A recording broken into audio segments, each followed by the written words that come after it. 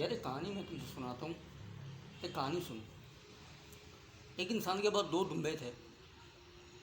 دو دمبے بڑے سمجھدار تھے. وہ انسانوں کی بولی سمجھتے تھے, انسانوں کی حرکتیں سمجھتے تھے کہ انسان کب کیا کرنے والا ہے. اس میں سے ایک دمبا دوسرے کو کہنے لگا کہ یار جب تمہارا مالک تمہارے پاس آئے نا اور تمہاری ٹانگیں باندھ کے تمہیں گرا دے تو سمجھ جانا بس وہ تمہیں حلال کر دے گا, تمہیں اس دنیا سے رخصت کر دے گا, تم مر جاؤ گے.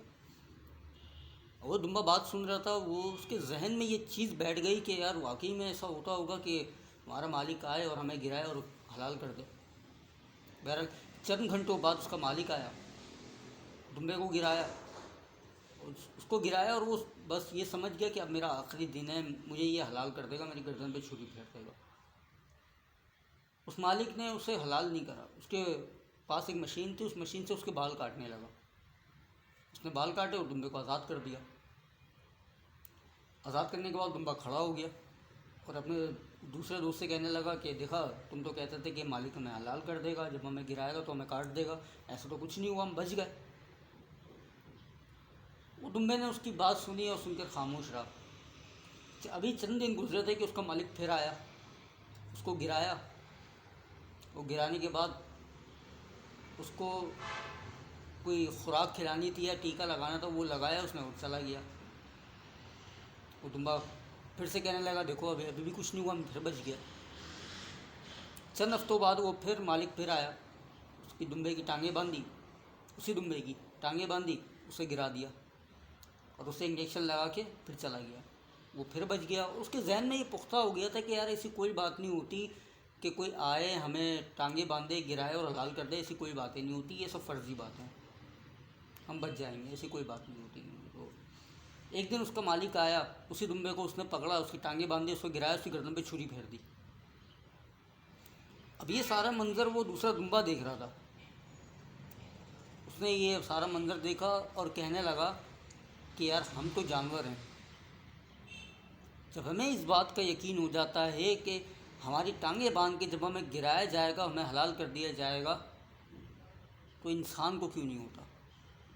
انسان بھی تو بیمار ہوتا ہے.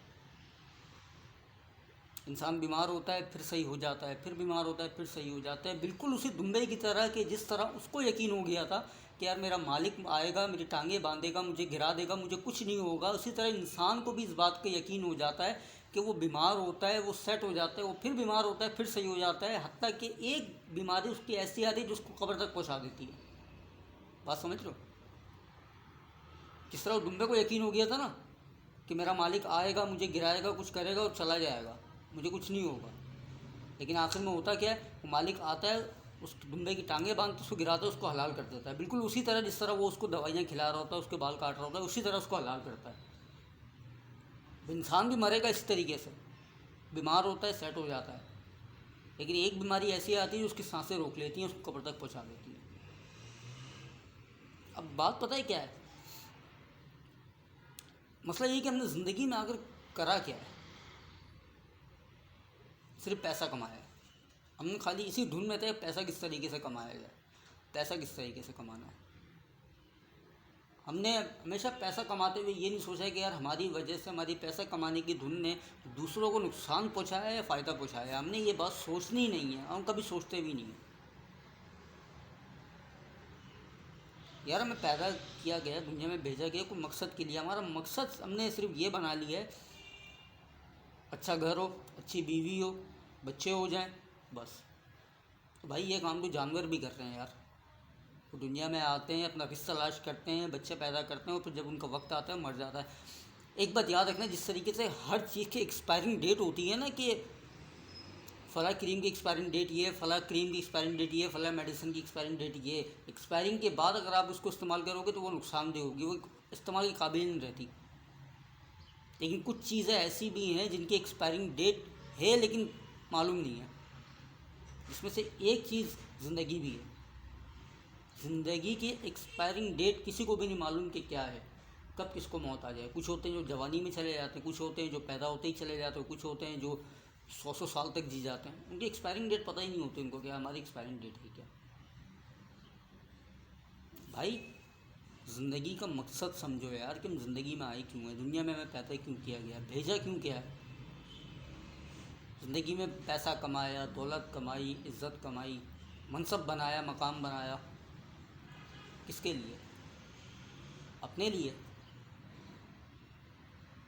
لیکن ہم نے کچھ نہیں کیا. اگر ہم نے پیسہ کمایا، عزت کمائی، تو ہم نے کچھ بھی نہیں کیا. ابھی بھی ہم نے کچھ نہیں کیا. ہمارا جو مقصد تھا ہم اس مقصد پہ نہیں پہنچ پائے. یار کتنے بڑے بڑے بادشاہ گزرے دنیا میں، کتنے بڑے بڑے حکمران گزرے. نام لیتا ہے کوئی آج؟ کوئی ان کا ذکر کرتا ہے؟ چلو اسی مارے کر لے کہ یار لوگوں کو موٹیویٹ کر لیا جائے، لوگوں کو انسپائر کر لیا جائے، ان کی کارناموں سے لوگوں کو بتایا جائے کہ فلاں بادشاہ نے یہ کام کرا تھا، آپ بھی یہ کام کرو. کوئی ذکر کرتا ہے؟ نہیں کرتا. کیوں نہیں کرتا؟ کیونکہ انہوں نے اپنی سلطنت بچانے کے علاوہ، پیسہ بچانے کے علاوہ انہوں نے زندگی میں اور دوسرا کوئی کام ہی نہیں کیا. اسی وجہ سے کوئی ان کو یاد بھی نہیں کرتا. اب اس کے برعکس جنرل خمینی کا نام سنا ہے؟ جنرل خمینی کون تھا؟ یہ جنرل خمینی وہ بندہ تھا کہ جس کو اپنے ہی ملک سے غدار قرار دے کے نکال دیا گیا تھا، اور 10 سال بعد جب وہ اپنے ملک میں آیا تو اس نے ایسا کام کیا ہے کہ موجودہ تاریخ میں وہ نہیں ملتا. یہ ساری باتیں ہیں. کام وہ کرو کہ آگے لوگوں کو آپ موٹیویٹ کر سکو، لوگوں کے لیے باعث فخر بن سکو، اپنے لیے بھی باعث فخر بن سکو. زندگی کا مقصد یہ ہے کہ یار پیسہ کمانا ہے، اچھا گھر کرنا ہے، اچھی گاڑی کرنی ہے، بینک بیلنس اچھا کرنا ہے. بس زندگی کا مقصد یہ بنا لیا. ابے بھائی زندگی کا مقصد یہ نہیں ہے. لقد خلقنا الانسان فی احسن تقویم. ہم نے سب سے خوبصورت چیز جو بنائی ہے وہ انسان بنائی ہے.